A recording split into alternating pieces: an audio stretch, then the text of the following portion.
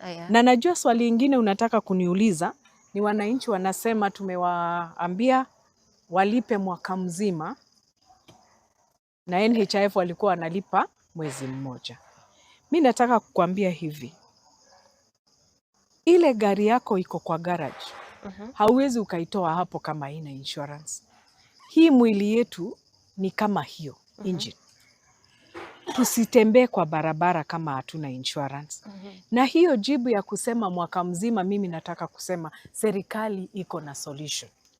Tumelete mambo inaitwa lipa SHA pole pole.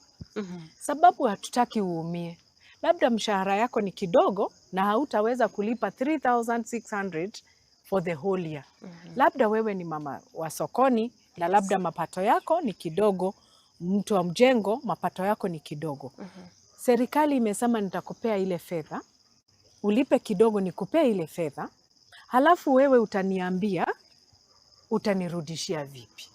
Utarudisha kwa siku, utarudisha kwa wiki, ama utarudisha kwa mwezi, ama hata ulipe yote. Na sasa ninataka kukupatia hesabu. 3,600, which is the lowest, divide by 12. Ni pesa ngapi? 300. 300 kwa mwezi. Ukipiga hesabu 300 divide by 30.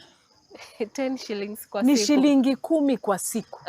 Kuna wale watu wa kule nje wanafikiria mimi siwezi nikalipa ile fedha 3,600. Tumekupatia option. Wewe nenda pale kwa system ya SHA, jiandikishe, na ujue ukijiandikisha katika level 1, level 2, level 3 and level 4, outpatient is free. Inafanya kazi. Halafu ukienda sasa secondary ile inaitwa county facility, ama kama Kisii teaching and referral, lazima ukue referred na lazima ukue umelipa nini? Ile pesa yako.